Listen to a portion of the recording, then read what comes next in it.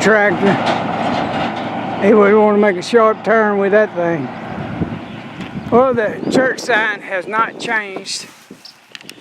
It still says the same thing. Now I got the wind blowing out of the northwest.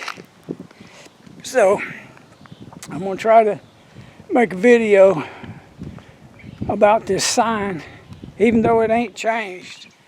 I'm here and I might as well do it. But on this side, it says,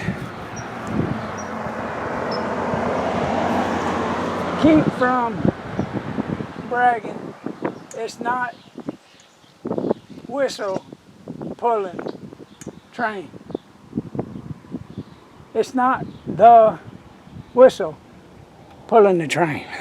They just run out of letters. Maybe they run out of wanting to change it too, because it ain't been changed since this is my third trip to Rogersville. Now this is my second trip this week, but that other one was one day about a month ago. It got up to like 75, maybe 80 degrees, and that was my first one. But right now, we got hardly no wind blowing. You can see that right there. And that's a good thing. It was blowing out of the north. Seemed like all the way up here this morning, or today. I left out, I think it was after 12 o'clock when I did leave out.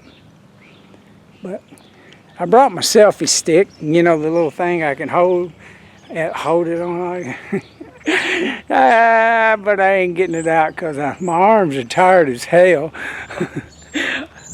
It takes a lot of energy to hold a camera like this. It's a little one, but yeah, I wouldn't want no bigger one. I ain't got anything to say that could change anybody's world, but I know something that can change your life. We create our reality with our thinking. Now, as a kid, I had some psychic abilities that the powers to be was interested in. I could predict a lot of things, and it scared a lot of people in my family, because it wasn't just me that could dream and tell people about the dream and it'd come true. My mama had that gift too, and she passed away at 47. And she was struggling with alcoholism most all of her life. And I fell right into that footsteps, but I got myself out of it. So if I really had went back and told my younger self some of these things, then you can do the same. I remember telling people that there was going to be a thing like the X Games, or bicycles. And I was 7 or 8 years old. But I must have had seen it in an out-of-body experience, or maybe even somehow I was right. Because back then, nobody could do a wheelie on the front tire. And I was telling people that people were doing wheelies on front tires, and they would jump so far they'd do a backflip. So if that's the case, I was born in 61 and I was 7 or 8. That just shows you right there, that's before 1970. I literally started jumping a bicycle as soon as I could start riding it. Tore up a bunch of cheap bicycles.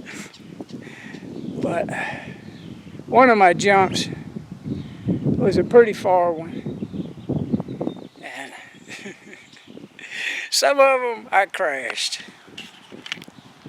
But we create our reality with our thinking. if you're in a situation and you desire people to see your point of view and to love you for who you and what you are, there's a thing called Ho'oponopono. If you practice it, it works. But it's four words. I love you. Where's my finger at? I love you. Forgive me. I'm sorry. Thank you. Ho'oponopono. If you never looked it up, look it up. I got some other videos that I may put a link right here where you can see. I'm pointing the wrong way. I'll put a link right. I done got turned around. We got a bunch of bushes on that thing. All right, Ho'oponopono. There'll be a link in the description. I know where that is. Where's my face? Dang it, it's down there. Description box. Ho'oponopono works. It's one of the greatest tools in my toolbox. I have many tools in my toolbox, but that's one good one. So I want to share that with you today. And you do create your reality with your thinking. Don't let nobody tell you no different. When you change the way you think, everything changes. You're that very powerful. You're so powerful that the dark side fears you wakening up to your true Christ conscious nature. And that don't mean Christ in religion. It means you find out that you're connected to Source and that you are from Source and you're an eternal light body being, and you always been and you always will be. But they want to take us into church and teach us that there's all kinds of good ways to be good and all kinds of bad ways to be bad. But they never tell you that you create your reality with your thinking. They never tell you about Ho'oponopono. They never tell you to love yourself is most important. They never tell you a lot of things. But they sure love to talk about heaven and hell. Y'all have a good one. Stick around. I'm going to make up a good video about heaven and hell and put it together where it makes sense for y'all. I don't believe in heaven. I don't believe in hell. I am the living embodiment of the Christ consciousness, I am presence, through the self-realization of I am, that I am. That's all it is. There's nothing else. Y'all have a good day. I'm jacked up. I got adrenaline flowing through my body because I got to get back to Ozark, and I still got about 8 miles to go. Y'all have a good day. Hey everybody, this is Buddy. I wanted to talk. I've been posting things and I haven't been talking. So I thought I'd just go ahead and bite the bullet and talk. What do I have to say? I have absolutely nothing to say. No one needs to know anything. No one needs to teach anyone anything. But when I say that, what do I mean? I mean that the answers that we need will come to us as we need them. Anything that appears to be a teaching or a way of understanding is only yourself trying to tell you what this is ready for you. Ho'oponopono, see notes for spelling on that, is one of these things that has come to me in the form of a book, audio. And I compare it to the first time I woke up August the 16th, 6 years ago. And 8 months into it, I got my hands on A Course in Miracles. That shifted my life. It shifted my consciousness. It shifted everything about what I knew about anything, which was nothing and still is nothing.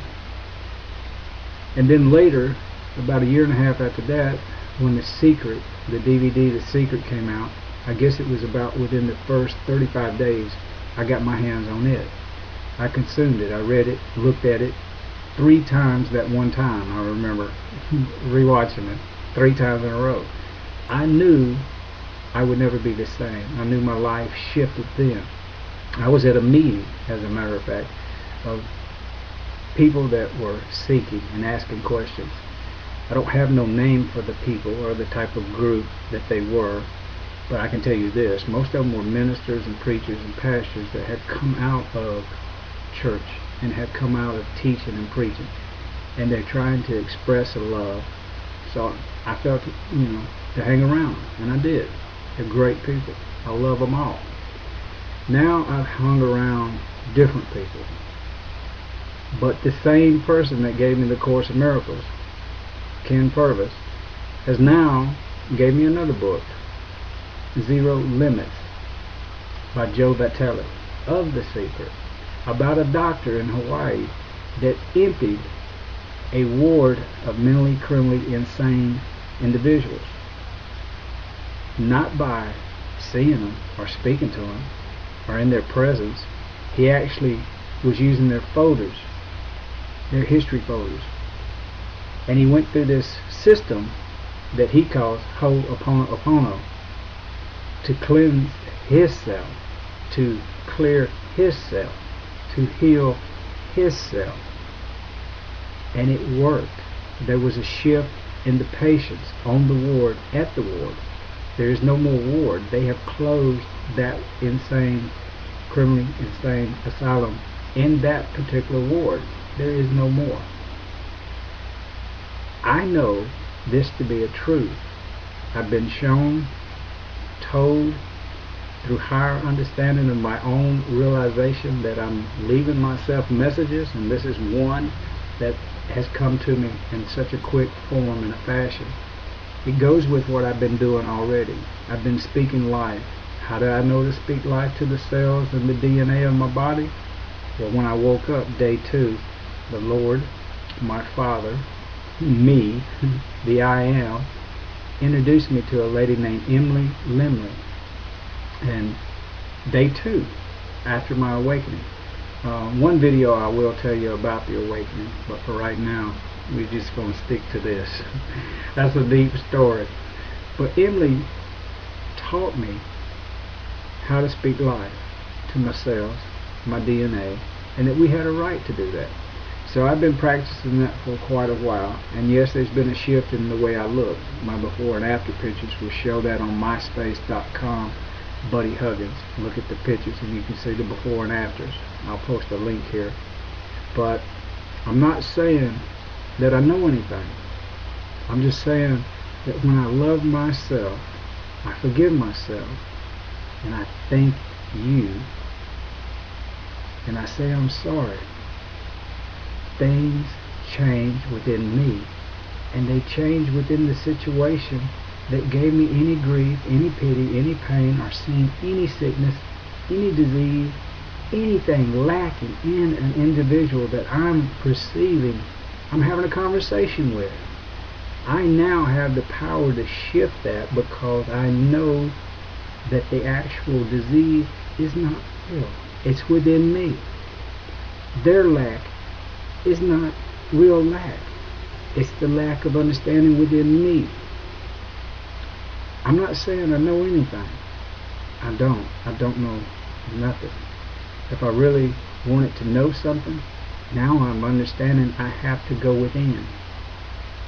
Even to heal myself, I have to go within deeper and deeper and deeper levels, because I keep seeing things in the world that are not right.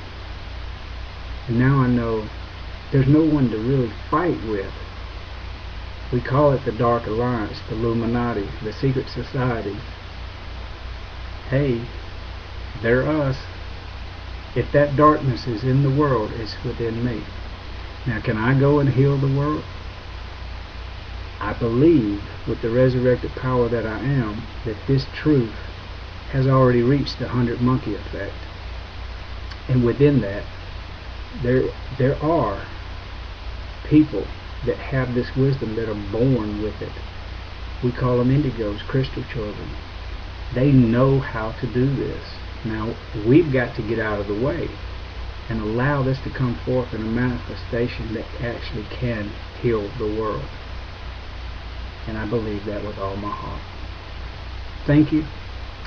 And I'll do this again sometime.